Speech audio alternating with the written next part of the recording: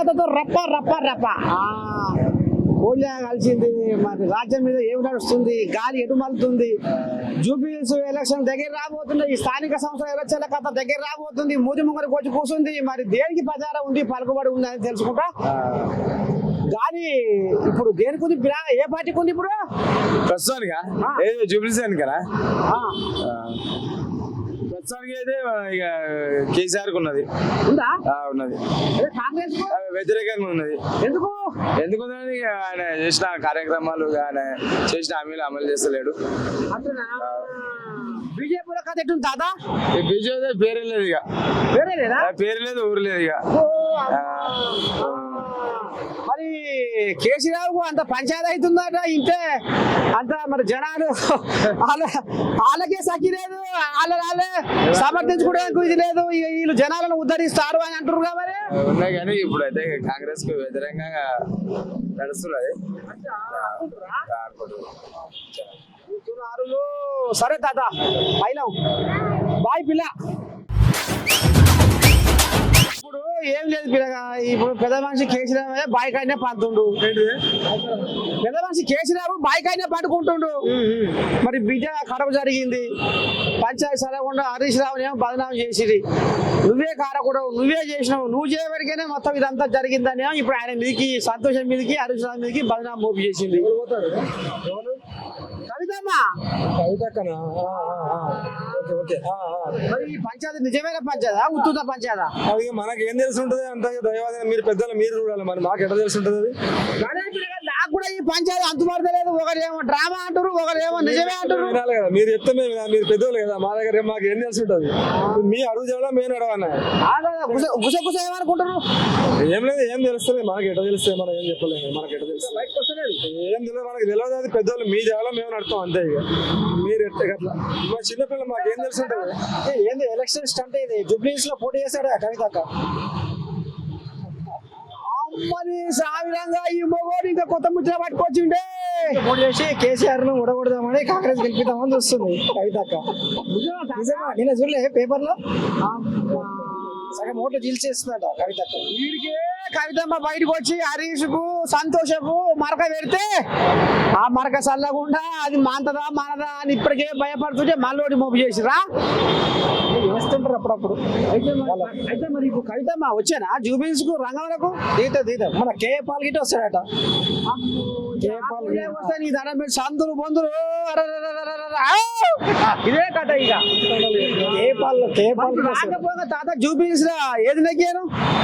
General గా ruling party ఉంటది కదా, జనరల్ గా ఏదైనా రూలింగ్ పార్టీ వస్తుంది ఇక్కడ,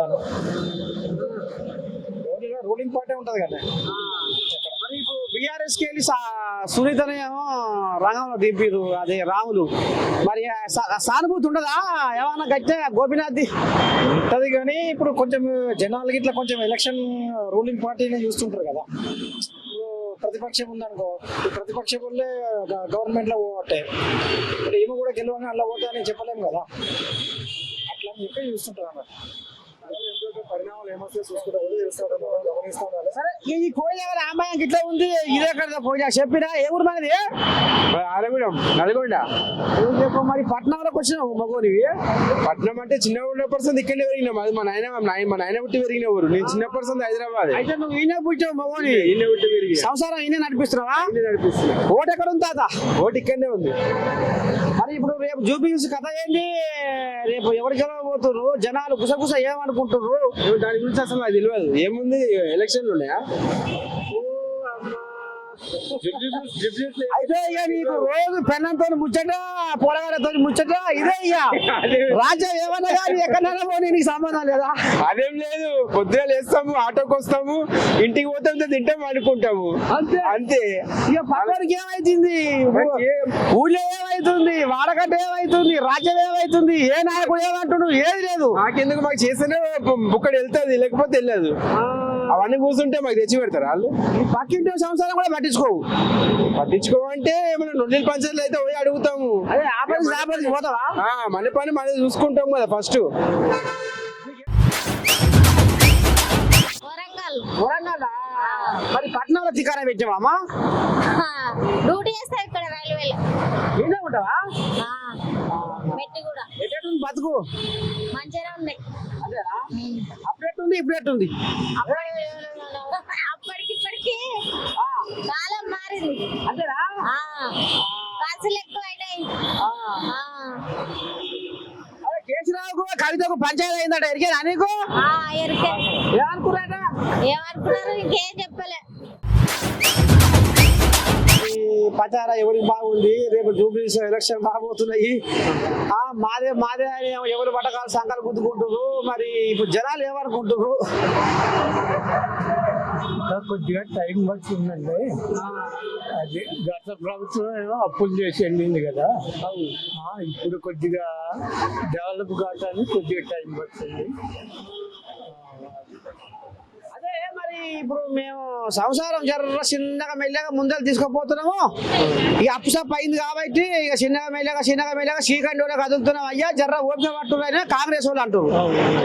ఏది మీరు వచ్చి ఇప్పుడు 22 నెలల పొద్దు ఇంకా కొంతమందికి అది కాలే ఇది కాలే సంక్షేమ పథకాలు నడవంతనే పండుకుంటున్నాయి బీఆర్ఎస్ కోల్యాలు. ఇక మరి ఇప్పుడు ఎట్లా, మరి ఇప్పుడు ఏం జరగబోతుంది? మరి రేపు జూబ్లీహిల్స్ కథ ఏంది, రేపు స్థానిక సంస్థల కథ ఏంది, ఈ బీసీ రిజర్వేషన్ల బిల్లు కథ ఏంది, అసలు ఏం నడుస్తుంది? పెద్ద మనిషి ఏం చెప్తావు? అదే ఇంత ముందల్లా 10 సంవత్సరాలు ఏకసత్యపక్షంగా చేశారు. ప్రజలను పట్టించుకోకుండా కుటుంబ పాలన అయిపోయింది. అందువల్ల ఈ ప్రభుత్వం వచ్చి కొద్ది నెలలే గనక ఇక ముందు స్వాతంత్రం తెచ్చిందే కాంగ్రెస్. ఇక ప్రజలకు అనుగుణంగా చేస్తుంది అనుకుంటున్నాండి. చేస్తాడు అనేది అంటున్నావు. కౌన్సా పార్టీ అచ్చా ఇప్పుడు బీజేపీ కాంగ్రెస్ బీఆర్ఎస్ మంచి చేయలేదో విఆర్ఎస్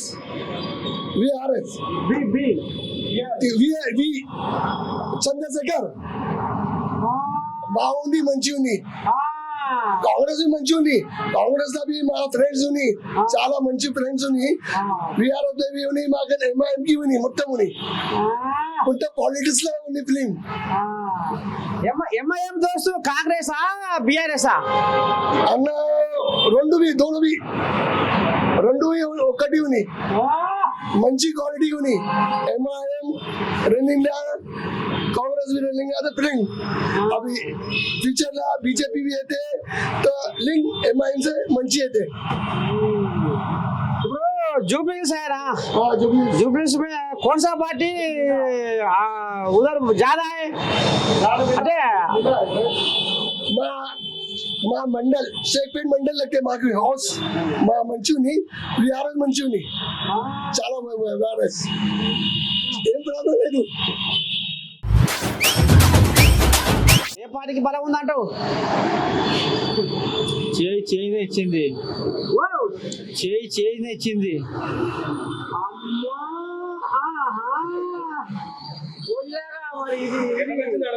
మరి ఇది సేవల పెడుతుందా, దీవెనార్థి పెడుతుందా? చేయిస్తుంది. అంబాసడర్ అయితే మంచిగా నడిచింది.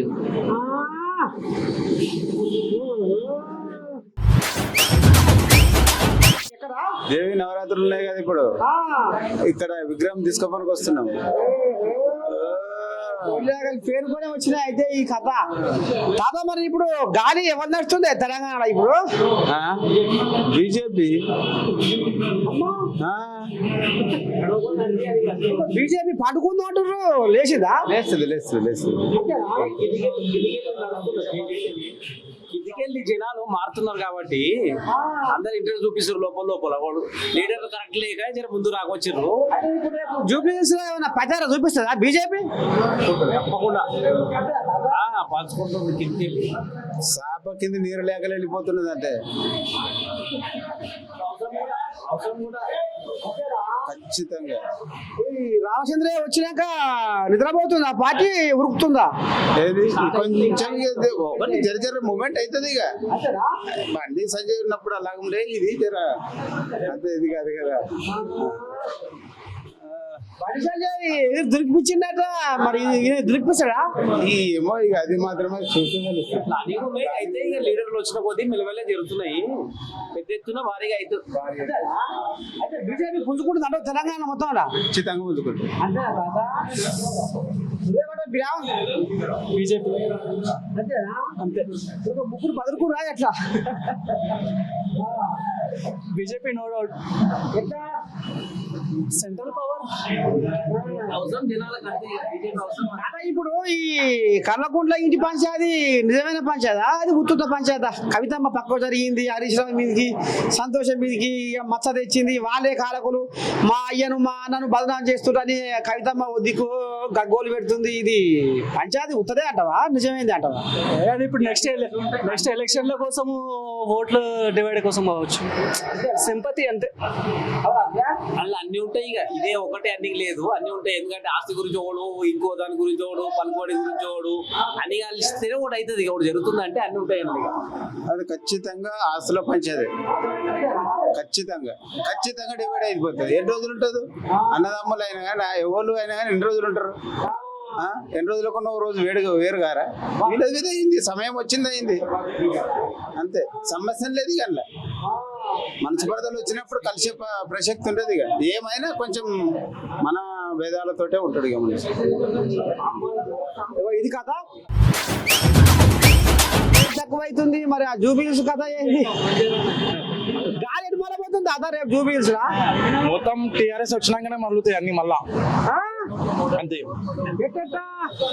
అట్లనే ఎట్లా అంటే మనకి ఎట్లా చేసి పడేసింది కదా మొత్తం. కారు మొత్తమే పండుకుందాట, అలా పంచాయతీ పుట్టిందాట, బిడ్డో దిక్కు, కొడుకో దిక్కు, అల్లుడో దిక్కు, అయ్యో దిక్కు, అయ్యో మొత్తం బైకానే మకాన్ పెంచిండు పిరా. నువ్వు అన్నది కరెక్టే కానీ చేయలే మొత్తం పండుకునేటట్టు పబ్లిక్ చేస్తారు.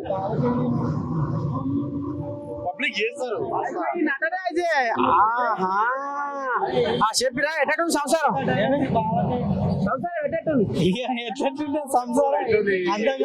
తెలంగాణలో బీజేపీ సంసారం మంచిగా ఉందా, కాంగ్రెస్ దా, బీఆర్ఎస్ దా? ఏ దూరంలో పెడుతుంది సంసారం? బీఆర్ఎస్ మేము చెప్పకూడదే. బీఆర్ఎస్ ఉండే, ఇప్పుడు కాంగ్రెస్ కూడా పర్లేదు అనుకో కానీ చేస్తుంది. వీళ్ళు కూడా కొత్త కదా ఇప్పుడు చేసుకుంటారు. సంవత్సరం అయింది, అప్పుడు బాగానే ఉంది. ఇప్పుడు కూడా ఉన్నప్పుడు ఏంటంటే అందరికి ఫ్రీడమ్ ఉండే, అందరికి ఫ్రీడమ్ ఉండే. బీఆర్ఎస్ అందరికి ఫ్రీడమ్ ఉండే, అన్ని పనులు అయినాయి.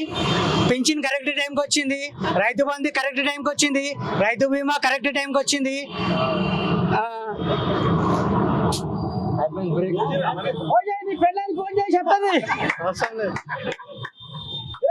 ముసలిళ్ళకి పింఛన్ కరెక్ట్ టైంకి వచ్చింది, కానీ ఈడొచ్చినప్పటి నుంచి ఏమైంది? ఎవరికి పైసలు కరెక్ట్ రాలేవు కదా. ఎక్కువ టైంకి కొంతమందికి వచ్చినా కొంతమందికి రాలేవు. కేసీఆర్ ఉన్నప్పుడు అయితే కరెక్ట్ టైం అయితే పైసలు ఇచ్చిండు కదా. ఇప్పుడు నీ పెళ్ళ ఒకనే ఉరుకుతుందా బస్సులో బుర్ర బుర్ర? నాకు ఇంకా పెళ్లి కాలే కదా. మరి మీ ఇంట్లో అమ్మాయి ఇట్లా పోతలేరా? బస్సులో పోతలేరా? ఫ్రీ బస్ అంటే మొగళ్ళకి సీట్లు దొరుకుతారు. మా అప్పుడు ఏం చేస్తారు? అదే 10 రూపాయలు ఉన్నాయి కదా, 6 రూపాయలు పెట్టేది ఉండే టికెట్. అప్పుడు అందరికి కంఫర్టబుల్ గా ఉంటది కదా. ఆడవాళ్ళు కొట్లాడుకోకుండా అబ్బాయిలు కూడా మంచిగానే ఉంటున్నాయి కదా. మళ్ళీ మరి ఇప్పుడు రాంగ పోంగ రేపు జూబిల్స్ రా గాడి దేనికి బాగా ఉరుకులో పెడుతుంది అంటావు? రేపు జూబిల్స్ రా ఏ పార్టీకి బలం ఉందంటావు? జూబ్లీస్ లో ఏముందని ఎలక్షన్స్ ఉన్నాయి అంటారా? ఇప్పుడు మళ్ళీ సందురా ఉప ఎన్నిక మళ్ళీ రాదు. బీఆర్ఎస్ గవర్నమెంటే వస్తుంది, బీఆర్ఎస్ గవర్నమెంటే వస్తుంది. సారే కావాలని వస్తుంది, మళ్ళీ కేసీఆర్ వస్తాడు మళ్ళీ 100% చెప్తున్నా. ఇండ్లు రేషన్ కార్డులు మొత్తం జోరుదారుగా కథ ఎడగట్టినా కేసీఆర్ గట్ల ఇల్లు కడుతుడు. కేసీఆర్ గట్ల ఇల్లే ఇస్తుడు కదా రేవంత్ రెడ్డి. ఇందిరమ్మ ఇల్లు అంటారు, ఇందిరమ్మ ఇల్లు లేవలు ఇస్తారు, కేసీఆర్ కట్టిందే ఇస్తున్నాడు.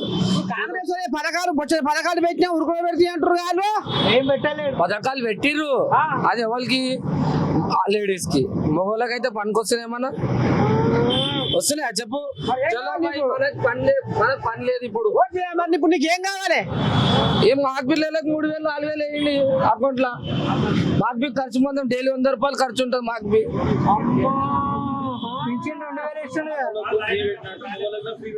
మొగోళ్ళకి ఫ్రీ బస్ పెట్టుండి ఏడి ఇప్పుడు ఊళ్ళల్లో పోవాలంటే పిల్లలని తీసుకోవాలంటే జూబ్లీస్ లో గాలి మాదే అని వాళ్ళు అంటారు తాత. ఇప్పుడు వాగంటి గోపినాథ్ సానుభూతి తోటి టీడీపీలో ఓట్లు కూడా ఇక్కడ ఎక్కువనే కాబట్టి కథ మాకే ఉంటుందని బీఆర్ఎస్ వాళ్ళు అంటారు. బీజేపీ వాళ్ళు కూడా సంకట గుద్దుకుంటారు మాదే అంటే మాదే అని. అసలు ఎవరిది గాలి ఎవరిది బలం అనేది అర్థమైతలేదు. ఏం చెప్తావు తాత? ఏ ప్రభుత్వం అనేది మనకే లాస్ అవుతుంది. ప్రభుత్వం వాళ్ళు చూసుకుంటున్నారు, గరీబ్ వాళ్ళు గారు చూస్తున్నారు.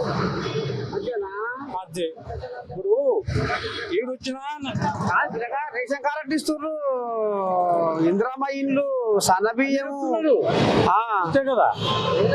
ఏం చెప్పిన వాళ్ళు కూడా చెప్పి ఇచ్చినా నేను అట్లా బాయ్, దేశాలు కూడా చెప్పి అట్లా బాయ్, వాళ్ళకి ఇచ్చుకునే మళ్ళీ చెప్పు, నువ్వు చెప్పు కొంచెం. నువ్వు వాళ్ళే చూసుకుంటున్నారు, మన కాడికి వచ్చే వాళ్ళకి బంద్. రాకపోగా మరి ఇప్పుడు పలుకుబడి దేనికంటావు రాబోయే రోజుల్లో? ఇప్పుడు ఎవరు మంచిగా చేస్తే వాడు ఉంటాడు, చేయడం పోతాడు. మేమే మంచిగా చేస్తామని వాళ్ళకి వాళ్ళే చెప్పుకుంటారు. నేను కూడా చెప్తాను, నేను కూడా చేస్తాను మంచిగా అంట. అదే మరి జనాలు ఏమనుకుంటారు? జనాలు అంటారు ఇక్కడ చెప్పిన అమ్ము ఉంటారు, అక్కడ చెప్పిన అమ్ము ఉంటారు, చేసేది చేస్తారు అంతే. మరి ఎటైనా సంగతి మన దగ్గర తాత జనగాంకి వెళ్ళి ఈ పట్నంలో అన్న వేయించాం. పర్మి వచ్చినావు? చిన్నప్పటి నుంచి ఇక్కడనే పని ఉంటే వచ్చిన ఒక మీటింగ్ కి.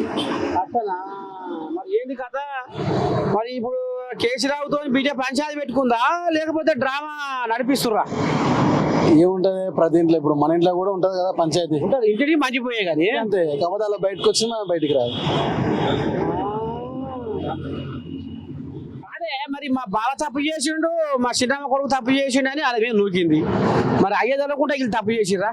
పెద్ద కుటుంబాలలో ఏంటంటే మనకు డబ్బులు తక్కువ ఉంటాయి కాబట్టి మనం అడ్జస్ట్ అవుతాం. డబ్బులు ఎక్కువైతే ఏమైతే అంటే బయటకు వస్తాయి.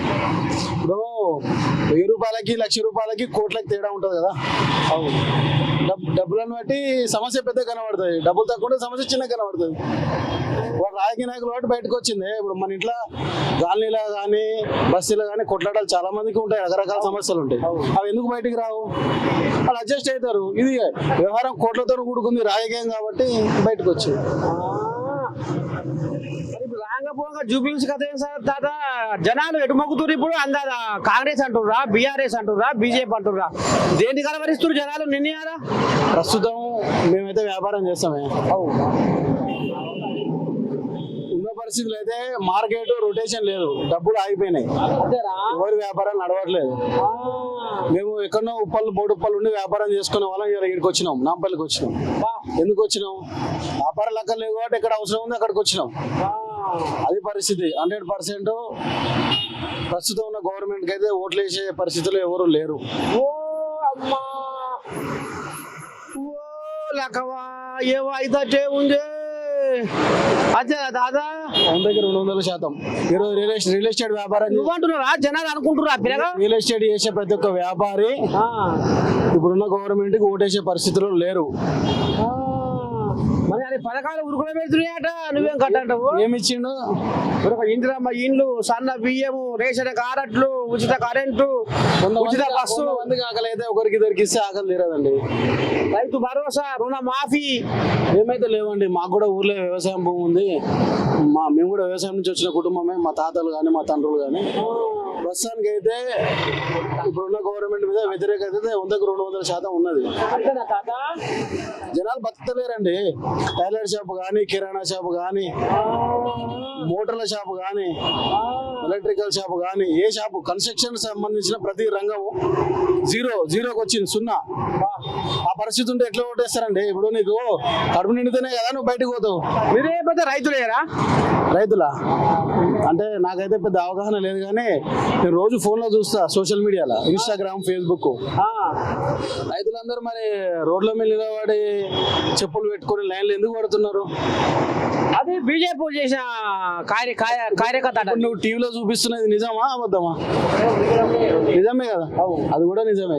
ఫోన్లో చూపించేది అబద్ధం కాదు కదా, మనం కల్పించి చేయాల్సింది ఏం లేదు కదా.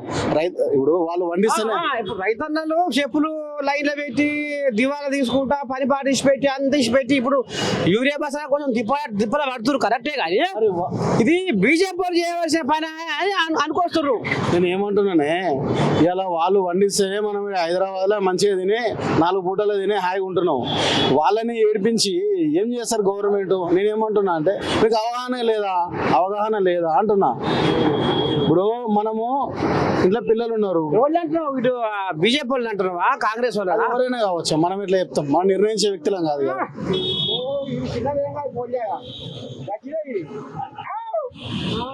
మనం నిర్ణయించే వ్యక్తులం కాదు కదా. ఇప్పుడు ఇంట్లో పిల్లలు పుడితేనే పెళ్లి కోసం ఆలోచన చేసి 10 రూపాయలు పక్కన పెడతావు. అదే రాష్ట్రంలో ఇంతమంది పబ్లిక్ కోసం ఏం ఆలోచన చేస్తున్నారు?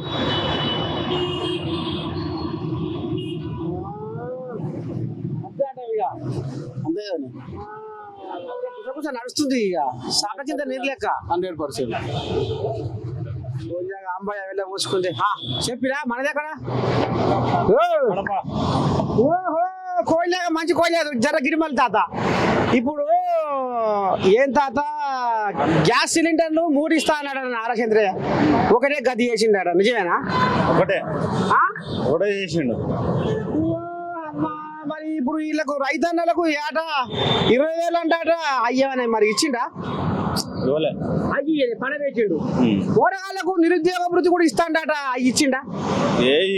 అవి పడవేసిండు. ఇక చూడు కథ ఎట్లా ఉందో. మరి ఇప్పుడు ఆడోళ్ళకు 2,500 ఏవో అన్నాడట. అవి పుసుక్కున నోరు చేసి ఒక అమ్మ శరంకల్లా అమ్మ అడిగితే ఆంధ్రప్రదేశ్ ను అమ్మి ఇవ్వాల్సి వస్తుందో అని అంటాట. ఆ కోళ్ళగా పేరు ఏం పేరే ఉండే పొడుగుంటే చూడు కోళ్ళగా అది. మరి అంటే ఇప్పుడు ఏది సరఫరా అయితే లేదా? సూపర్ సిక్స్ సూపర్ హిట్ అని అనంతపురంలో మూత మోగిస్తుండగా పిల్ల మొన్న మీటింగ్ అంత ఉత్తదే అంటవా? అంత ఉత్తదే ఏముంది, ఇప్పుడు రాజకీయం ఏం లేదు మరి. ఉత్త కథ కాడికే వచ్చిందట. మన దగ్గర పెద్ద మనిషి ఎక్కడ దాదా? హైదరాబాద్. ఏం పని చేస్తావు? ఎట్ట సంగతి? సాఫ్ట్వేర్. మరి ఎట్ట దాదా ఇప్పుడు ఏం నడుస్తుంది గాలి? ఇప్పుడు గాలి ఎవరిది బాగా తిరుగుతుంది మొదమొదకుంటా తెలంగాణలో కాంగ్రెస్ ఉంది ఇప్పుడు, కానీ ఏం పని చేస్తుంది? ఏం చేయట్లేదు. ఏం చేస్తుంది? ఏ హామీ ఇచ్చిందా? ఏ హామీ నెరవేరలేదు. చేసిన వాళ్ళేమో ప్రజలు డబ్బులు తీసుకొని ఓట్లు వేసిన కాంగ్రెస్కి ఇచ్చిండ్రు, వీళ్ళేమో ఏం చేయట్లేదు కదా.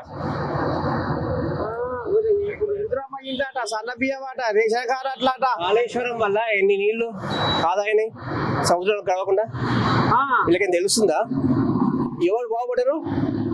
ఊళ్ళో ఉన్న మనుషులే బాగుపడ్డారు, వాళ్ళే ఓటేయలేదు. మరి వాళ్ళకి అర్థం కాదు వాళ్ళు ఏం చేస్తున్నది.